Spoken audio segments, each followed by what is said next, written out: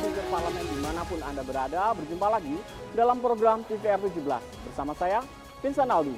Dan tepat pukul 17 waktu Indonesia Barat, kami hadirkan kepada Anda sejumlah informasi paling baru dan menarik seputar kinerja dan kegiatan DPR RI yang telah disajikan oleh redaksi TVR Parlemen. Dan pemirsa TVR Parlemen, inilah TVR 17 selengkapnya.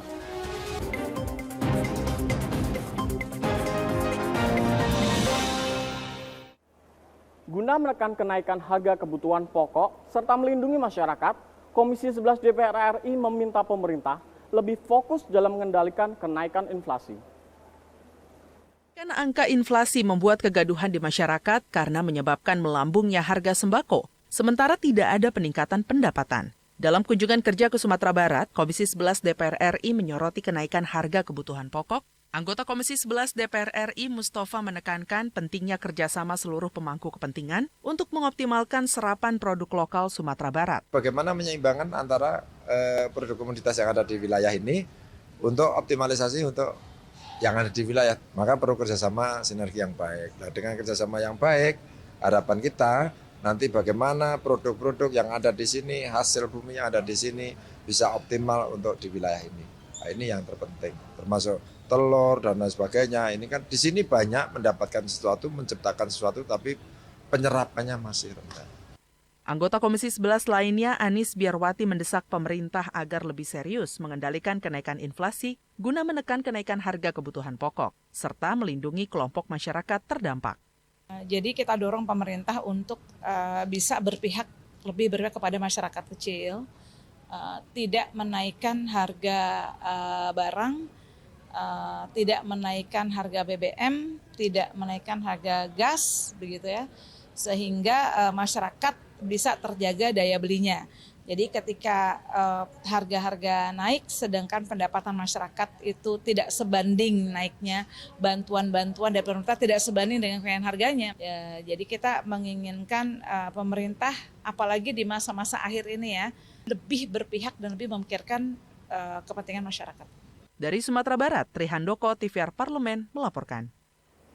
Komisi 11 DPR RI menilai pentingnya partisipasi aktif masyarakat dalam menyimpan uang di perbankan syariah Aceh guna mendukung pertumbuhan ekonomi wilayah secara berkelanjutan. Guna mengevaluasi kemajuan industri perbankan dan industri syariah secara keseluruhan, Komisi 11 DPR RI melakukan kunjungan kerja ke Provinsi Aceh. Anggota Komisi 11 DPR RI Misbakun mengungkapkan Aceh memiliki kekhususan dalam pelaksanaan aktivitas perbankan syariah setelah diberlakukannya Konun atau Peraturan Daerah tentang Lembaga Keuangan Syariah. Beberapa lembaga perbankan seperti BSI, BTN, dan Bank Aceh dinilai telah berhasil memberikan pelayanan terbaik pada masyarakat. Misbakun mengindikasikan adanya potensi peningkatan, terutama dalam aspek penyaluran kredit usaha rakyat atau KUR. DPR mendorong langkah strategis pemerintah daerah Aceh untuk meningkatkan alokasi KUR guna memberikan manfaat yang lebih luas pada masyarakat Aceh. Menyalurkan KUR paling besar adalah Bank Aceh, Bank Syariah Indonesia, kemudian ada Bank Aceh. Mereka merasa bahwa perlu ditingkatkan porsi KUR untuk masyarakat Aceh. Karena dengan porsi KUR yang ada saat ini mereka sudah menyalurkan 100% dan masih kurang. Nah, nanti ini akan menjadi perhatian kita untuk disampaikan kepada pemerintah pusat supaya porsi KUR di Aceh ini ditingkatkan sehingga masyarakat Provinsi Nanggro Aceh Darussalam ini bisa merasakan dukungan pemerintah pusat dalam program KUR karena dengan subsidi bunga dan sebagainya itu bisa dirasakan oleh masyarakat Aceh. Lebih lanjut, Misbakun berharap masyarakat Aceh mendapat manfaat dari industri perbankan syariah, serta teknologi perbankan dapat dimaksimalkan dalam pelayanan nasabah. Dari Aceh, Bari Ramadana, TVR Parlemen melaporkan. Komisi 10 DPR RI berharap kebijakan pendidikan dapat berlandaskan pada kurikulum yang relevan dan efektif agar dapat mencapai pendidikan yang berkualitas dan berkelanjutan di Indonesia. Sejak tahun 1945 sampai tahun 2013, kurikulum di Indonesia telah mengalami perubahan sebanyak 10 kali. Hingga akhirnya diterapkan kurikulum merdeka pada 2022, anggota Komisi 10 DPR RI Mujib Rohmat menggarisbawahi kebijakan pendidikan harus solid dan berlandaskan pada regulasi yang sudah ada, Ia menyoroti rencana revisi Undang-Undang Sistem Pendidikan Nasional.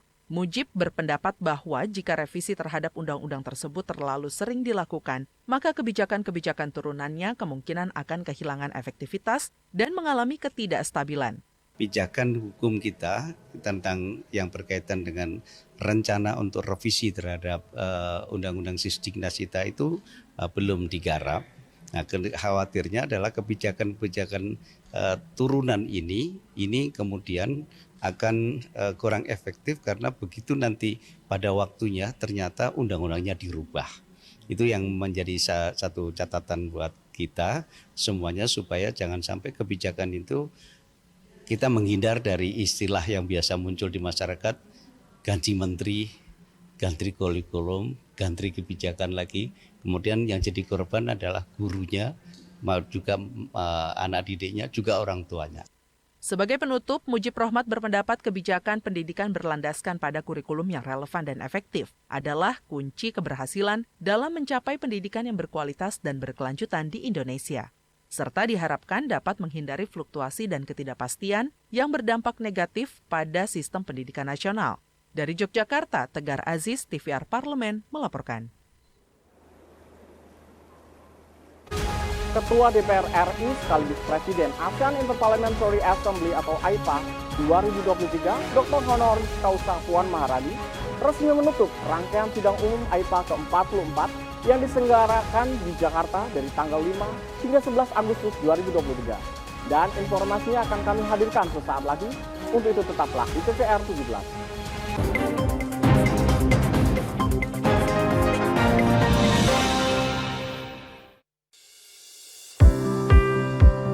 Mengenal tugas dan fungsi DPR RI.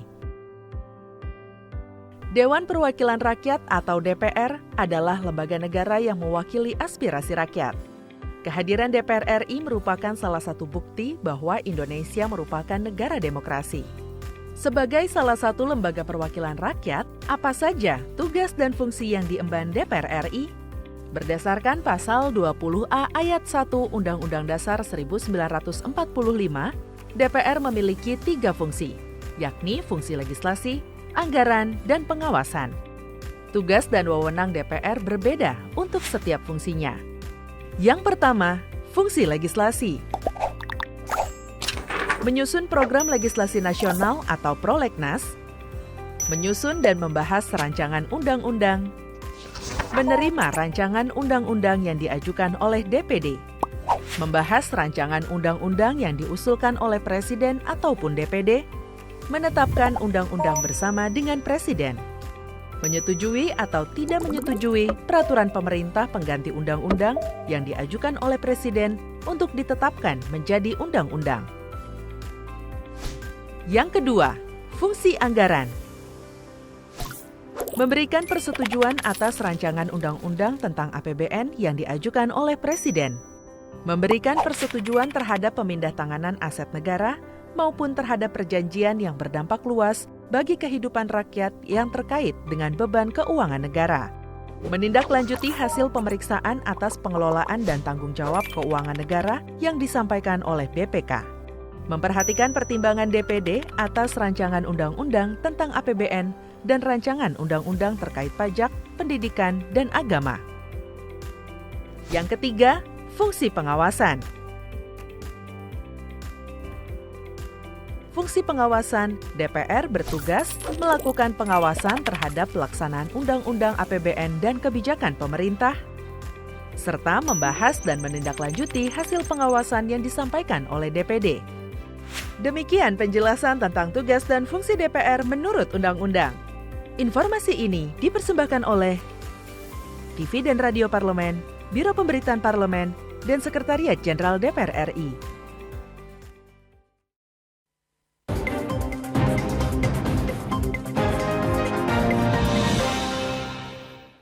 Kembali di TVR 17 pemirsa, melalui sidang umum AIPA ke-44, Parlemen anggota AIPA dapat berkontribusi positif dalam mendorong koordinasi berbagai kebijakan di ASEAN.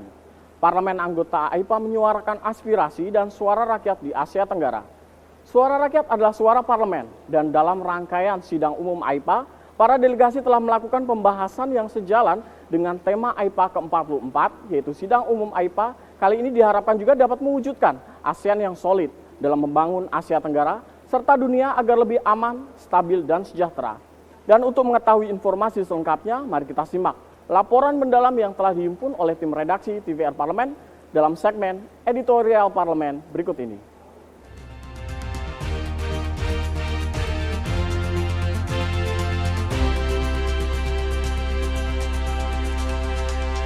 Dan dengan ini saya nyatakan sidang umum AIPA ke-44 di Jakarta secara resmi saya tutup.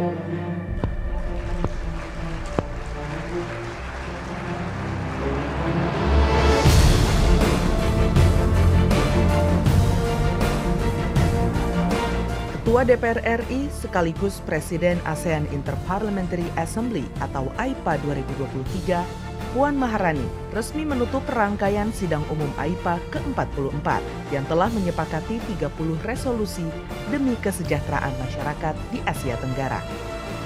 Ia menekankan pentingnya hasil kerja nyata komunitas ASEAN karena suara rakyat adalah suara parlemen. Sidang umum AIPA ke-44 yang dipimpin Puan diselenggarakan di Jakarta dari tanggal 5 hingga 11 Agustus 2023. AIPA General Assembly merupakan salah satu puncak keketuaan DPR RI di AIPA, sejalan dengan keketuaan Indonesia di ASEAN tahun 2023. Bertindak sebagai tuan rumah, DPR RI mengusung tema Responsive Parliaments for a Stable and Prosperous ASEAN yang merupakan komitmen Parlemen ASEAN untuk ikut menciptakan perdamaian dan kesejahteraan di Asia Tenggara. Dalam rangkaian sidang umum AIPA, para delegasi telah melakukan pembahasan yang sejalan dengan tema AIPA ke-44.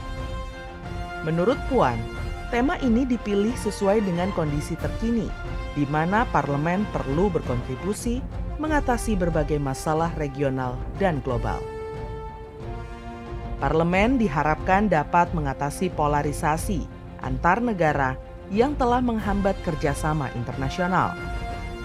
Parlemen juga harus bisa berperan besar dalam mempengaruhi politik domestik agar lebih mengedepankan kolaborasi antar negara. Untuk memastikan kesejahteraan masyarakat kawasan, AIPA perlu terus menjaga agar ASEAN tetap bersifat inklusif, people-centered, dan people-oriented. Hal itu bertujuan untuk meningkatkan taraf hidup masyarakat, khususnya di Asia Tenggara.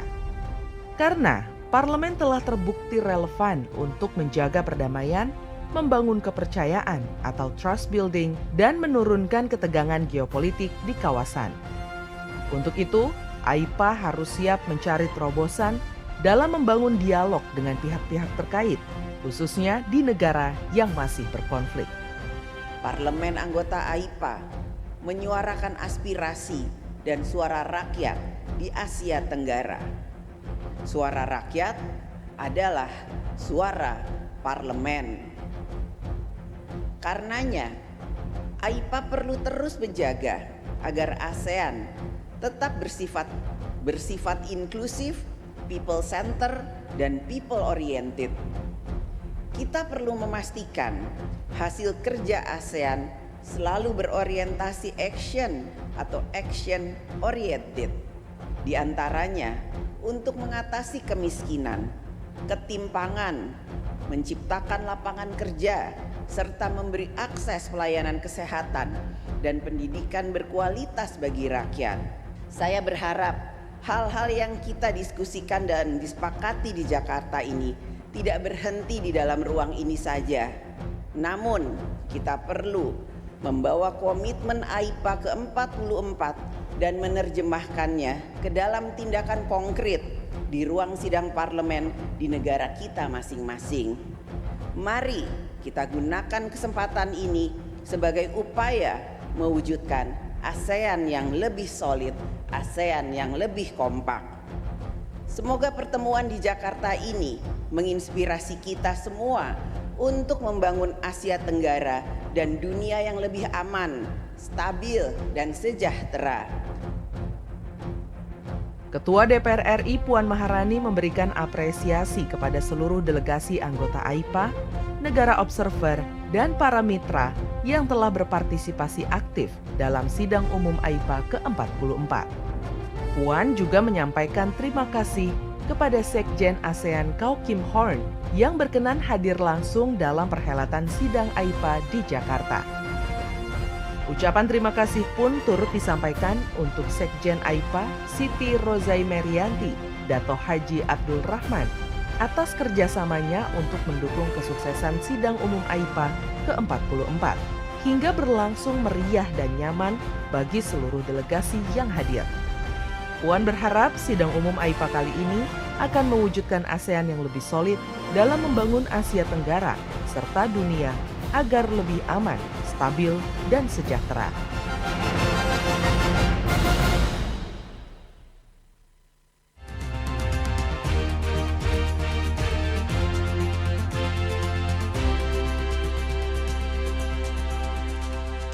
Sidang tahunan MPR RI, sidang bersama DPR, DPD RI, dan sidang paripurna DPR RI RAPBN tahun anggaran 2024 pada 16 Agustus 2023 akan digelar tanpa protokol kesehatan yang ketat.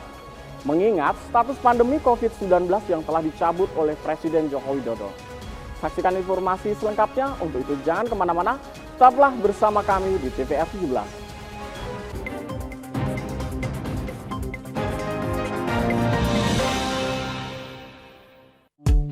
DPR RI memiliki fungsi diplomasi dalam menjalankan politik luar negeri sesuai dengan pasal 116 Undang-Undang MD 3. Kontribusi aktif BKSAP DPR RI memainkan peranan penting dalam memenangkan persaingan global melalui IPU, IPA, IPPF, AIPA, dan PUIK. BKSAP memiliki komitmen yang tinggi dalam krisis kemanusiaan dunia. Fungsi diplomasi dijalankan untuk mendukung upaya pemerintah dalam melaksanakan politik luar negeri.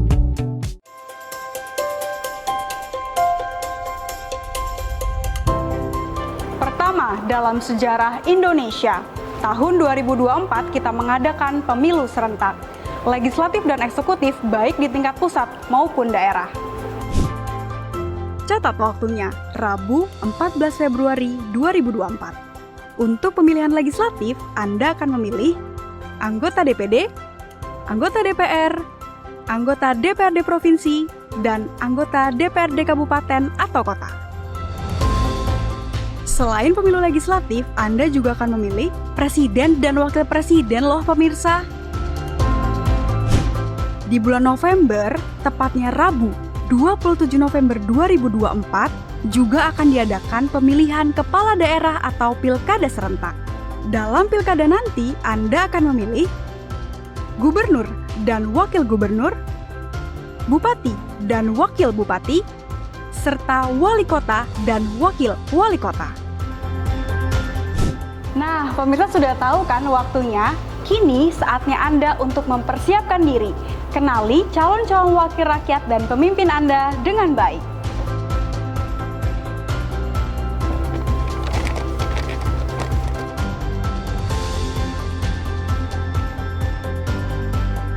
Jangan sampai kesempatan untuk memilih calon wakil rakyat dan pemimpin Anda terlewat begitu saja. Ayo ramaikan pesta demokrasi pemilu 2024 dengan meriah. Demi masa depan bangsa Indonesia.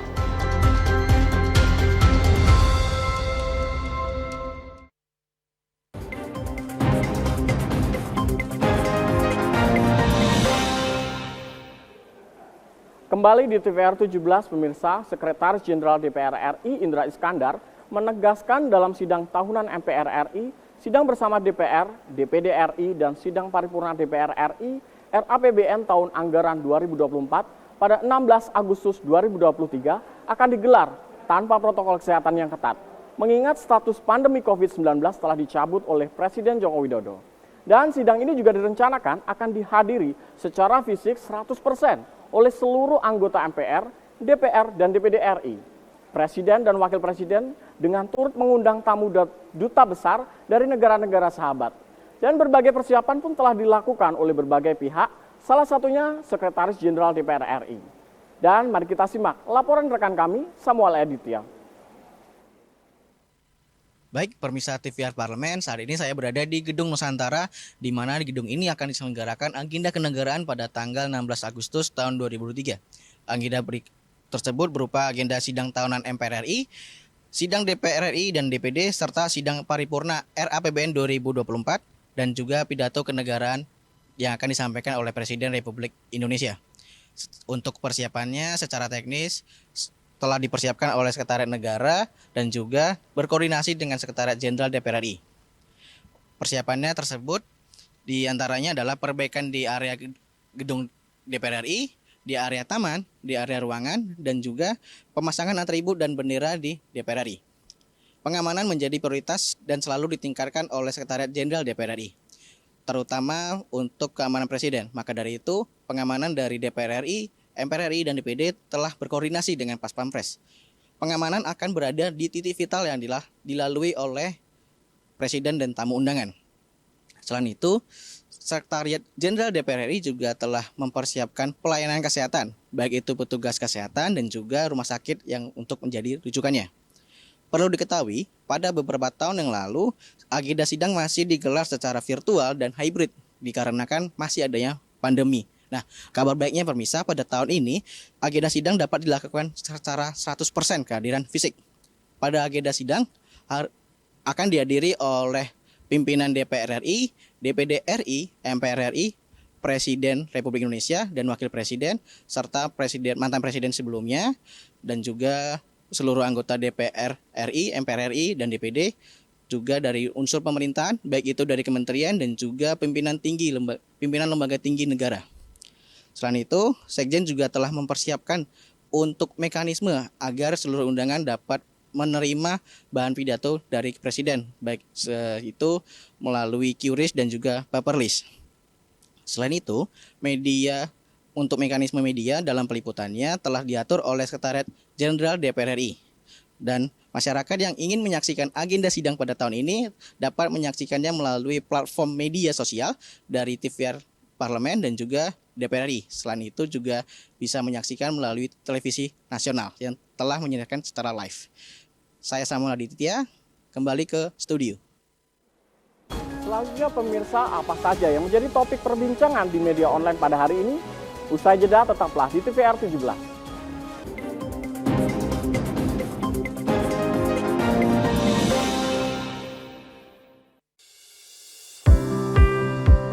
Mengenal tugas dan fungsi DPR RI. Dewan Perwakilan Rakyat atau DPR adalah lembaga negara yang mewakili aspirasi rakyat. Kehadiran DPR RI merupakan salah satu bukti bahwa Indonesia merupakan negara demokrasi. Sebagai salah satu lembaga perwakilan rakyat, apa saja tugas dan fungsi yang diemban DPR RI? Berdasarkan pasal 20A ayat 1 Undang-Undang Dasar 1945, DPR memiliki 3 fungsi, yakni fungsi legislasi, anggaran, dan pengawasan. Tugas dan wewenang DPR berbeda untuk setiap fungsinya. Yang pertama, fungsi legislasi. Menyusun program legislasi nasional atau prolegnas, menyusun dan membahas rancangan undang-undang, menerima rancangan undang-undang yang diajukan oleh DPD, membahas rancangan undang-undang yang diusulkan oleh Presiden ataupun DPD, menetapkan undang-undang bersama dengan Presiden, menyetujui atau tidak menyetujui peraturan pemerintah pengganti undang-undang yang diajukan oleh Presiden untuk ditetapkan menjadi undang-undang. Yang kedua, fungsi anggaran. Memberikan persetujuan atas rancangan undang-undang tentang APBN yang diajukan oleh Presiden. Memberikan persetujuan terhadap pemindahntanganan aset negara maupun terhadap perjanjian yang berdampak luas bagi kehidupan rakyat yang terkait dengan beban keuangan negara. Menindaklanjuti hasil pemeriksaan atas pengelolaan dan tanggung jawab keuangan negara yang disampaikan oleh BPK. Memperhatikan pertimbangan DPD atas rancangan undang-undang tentang APBN dan rancangan undang-undang terkait pajak, pendidikan, dan agama. Yang ketiga, fungsi pengawasan. Fungsi pengawasan, DPR bertugas melakukan pengawasan terhadap pelaksanaan Undang-Undang APBN dan kebijakan pemerintah, serta membahas dan menindaklanjuti hasil pengawasan yang disampaikan oleh DPD. Demikian penjelasan tentang tugas dan fungsi DPR menurut Undang-Undang. Informasi ini dipersembahkan oleh TV dan Radio Parlemen, Biro Pemberitaan Parlemen, dan Sekretariat Jenderal DPR RI.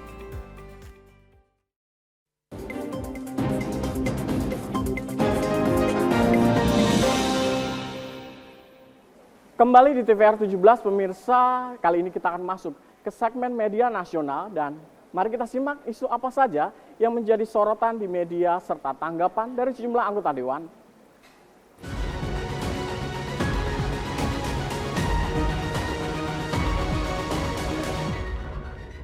Baik pemirsa, berita pertama yang menjadi headline di media online yaitu DPR RI usut tuntas dugaan pelecehan seksual Miss Universe 2023.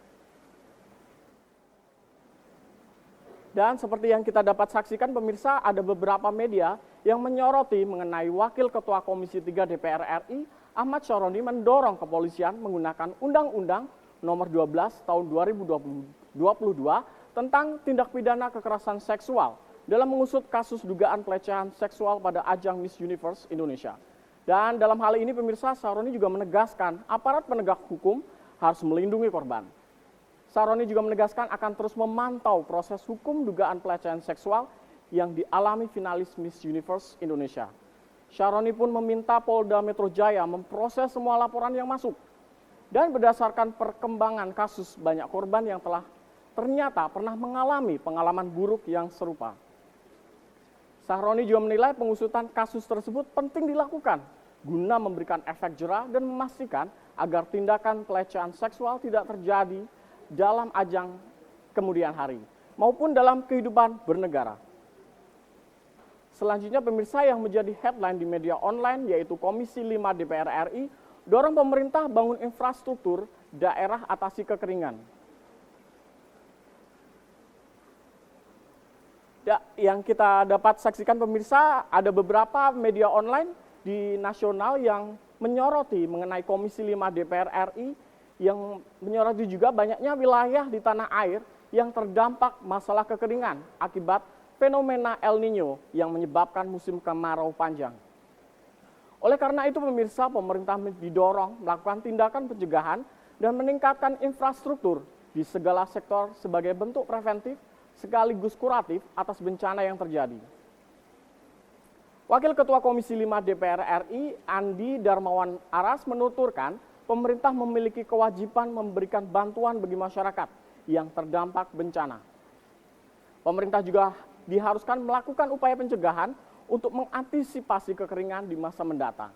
Salah satunya melalui pembangunan infrastruktur seperti bendungan, saluran irigasi, dan reservoir air yang memiliki peran penting dalam mencegah dampak kekeringan.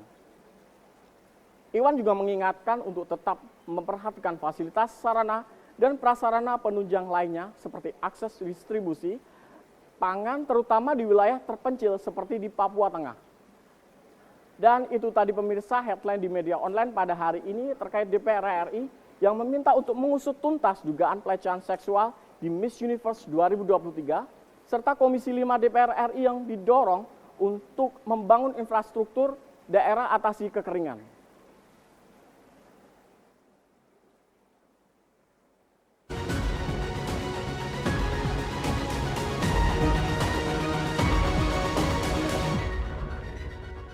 Dan pemirsa TVR Parlemen, segmen media online tadi sekaligus menutup program TVR 17 edisi sore hari ini.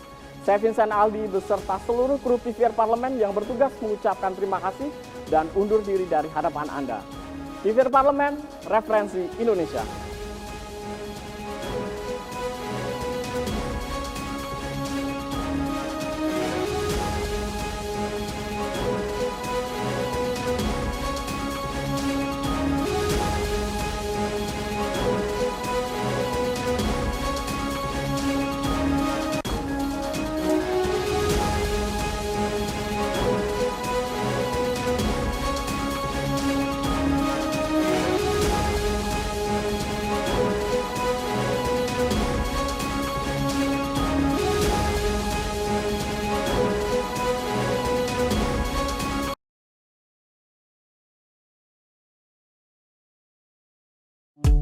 DPR RI memiliki fungsi diplomasi dalam menjalankan politik luar negeri sesuai dengan pasal 116 Undang-Undang MD 3. Kontribusi aktif BKSAP DPR RI memainkan peranan penting dalam memenangkan